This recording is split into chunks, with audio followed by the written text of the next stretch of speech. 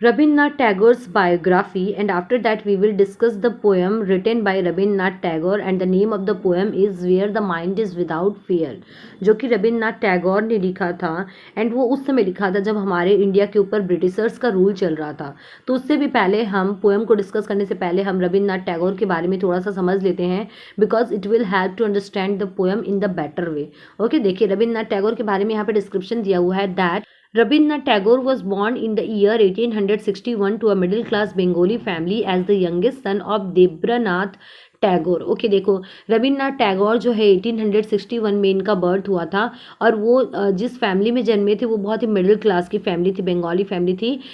And he was the youngest son of Debendranath Tagore. It means that इनके father का नाम देवेंद्रनाथ टैगोर था, और ये सबसे छोटे बेटे थे उस फैमिली के। Rabindranath Tagore's father Debendranath was the leader of Brahmo Samaj, a religious sect in Bengal in the mid 18th century. तो देखो मिड 18th सेंचुरी में रविन्द्रनाथ टैगोर के जो फादर थे देवेंद्रनाथ टैगोर, ये ब्रह्म समाज के एक अच्छे खासे लीडर टाइप के हुआ करते थे। तो इनसे भी इनको काफ़ी इंस्पिरेशन मिलती थी कि हमारे भारत में क्या क्या चेंजेस होनी चाहिए और हमारे भारत से अंग्रेजों को कैसे हटाया जा सके। Okay, At the early age of 17, Rabindranath Tagore started his schooling in England. Rabindranath Tagore received his Nobel Prize in the year 1913. तो देखो इन्होंने 1913 में नोबेल प्राइज़ भी जीता है।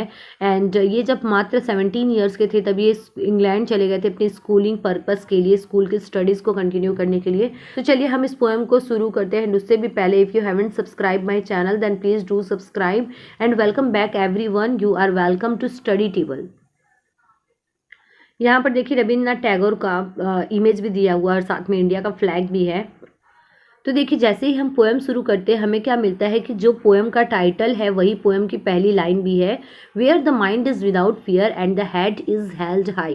तो यहाँ पर पोएट जो है वो गॉड से एक ऐसे प्लेस के बारे में प्रे कर रहे हैं, या फिर इंडिया के बारे में प्रे कर रहे हैं कि हमारे इंडिया को ऐसा बना दो जहाँ पर कोई फियर ना हो, कोई डर ना हो, and head is held high.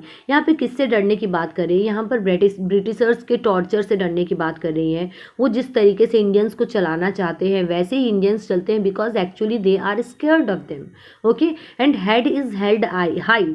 हम कब झुकते नहीं हैं? जब हम अपने आप में पूरी तरीके से इंडिपेंडेंट होते हैं, एंड हमें किसी तरीके की कमी नहीं होती है। जब हम भी नॉलेजेबल उनके बराबर होंगे तब तो हम उनसे नहीं झुकेंगे। तो उस टाइम ये पोएम लिखी गई है, और यही जो राइटर है उन्होंने इस बात को डिस्क्राइब करने की कोशिश की है कि हमें ऐसा प्लेस चाहिए जहाँ पे कोई फियर ना हो और हमारा हेड जो है ऑलवेज हाई रहे, वेयर नॉलेज इज़ फ्री। और ऐसी एक जगह जहाँ पर नॉलेज क्या हो, फ्री हो। ये ऐसे इंडिया के बारे में इमेजिन कर रहे हैं, गॉड से प्रे कर रहे हैं। Knowledge is free. फ्री यहाँ पर इस सेंस में है दैट ऑलवेज हमें नॉलेज के लिए पैसा भी देना पड़ता है। At the same time knowledge is not present everywhere. तो ये एक ऐसे इंडिया की इमेजिन करते हैं जहाँ पर हर किसी पर्सन के पास अच्छा खासा नॉलेज हो, where the world has not been broken up into fragments. और ऐसा एक उनको प्लेस चाहिए जहाँ पर वर्ल्ड जो है डिफरेंट डिफरेंट फ्रैगमेंट्स में, फ्रैगमेंट्स क्या होता है, टुकड़ों में ना बटा हुआ। हमें पता है जब इंडिया एंड पाकिस्तान जब डिवाइड हुए थे तो कुछ इधर और कुछ उधर चला गया था। आज भी इंडिया में देखिए बाउंड्रीज बहुत सारी है, पंजाब हरियाणा, बट यहाँ पर जिस फ्रैगमेंट की बात हो रही है वो ये बाउंड्रीज के बारे में बात नहीं हो रही है। यहाँ पर बात हो रही है कास्ट से रिलेटेड, रिलीजन से रिलेटेड, पार्शियलिटी होती है कि ये छोटा है, ये बड़ा है, और ये फिनेंशियली कम इस्टेब्लिश्ड है। तो इन सारी चीज़ों की बात की गई है कि हमें ऐसा इंडिया चाहिए जहाँ पर किसी भी तरीके से इंडिया किसी फ्रैगमेंट में ना बटा हुआ हो। बाय नैरो डोमेस्टिक वॉल, यहाँ पर डोमेस्टिक वॉल जो आया है वो उसी फ्रेज के लिए आया है कि किसी भी तरीके से किसी के भी मन में कोई भेदभाव ना हो। इसी चीज़ को यहाँ पर डिस्क्राइब किया गया है। Where words come out from the depth of truth, जहाँ पर जब कभी भी पर्सन से स्पीक करे तो उनके जो वर्ड्स हो वो एकदम ट्रूथ, एकदम डेप्थ ऑफ ट्रूथ से आए। इट मीन्स जब कभी भी वो बोले तो सच बोले, किसी से डर कर वो झूठ ना बोले।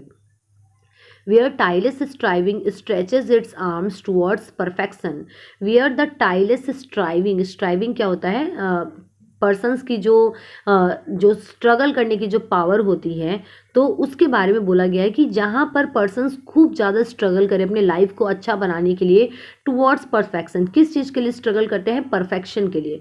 Where the clear stream of reason has not lost its वे।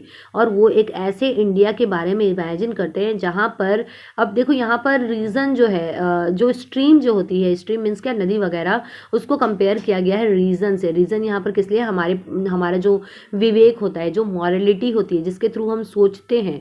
तो वो क्या बोलते हैं कि मुझे एक ऐसा इंडिया चाहिए जहाँ पर जो हमारा जो नॉलेज रूपी जो स्ट्रीम है, जो नदी है, वो अपना वे कभी नहीं खोए। इट मीन्स आपको जो समझ में आता आप वही करो, जो लॉजिकल है वही करो, और अंग्रेजों के अत्याचार से या किसी और कारण से आप अपने थिंकिंग में और अपने वे ऑफ लिविंग में चेंजेस नहीं आना चाहिए। Into the dreary desert sand of dead habit where the mind is led forward by the.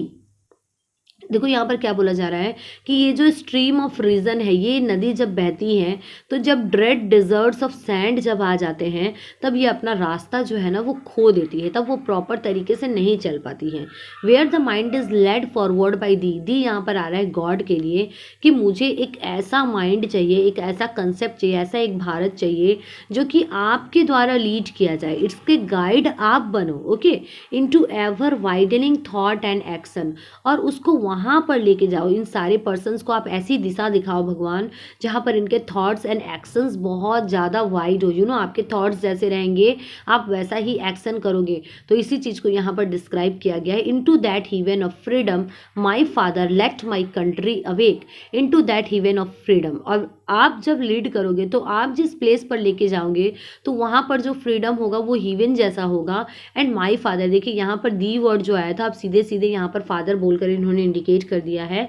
Let my country awake, आप इस कंट्री को जगाओ, यहाँ के जो लोग सोए हुए हैं आप उनको जगाओ, उनको सही दिशा दिखाओ। So this was the poem. In this Rabindranath Tagore actually imagines and praise from the gods that he must create this types of changes so that people can think in different way. हम अपना जो डेली का जो life रहता है उससे आगे कुछ सोच ही नहीं पाते हैं।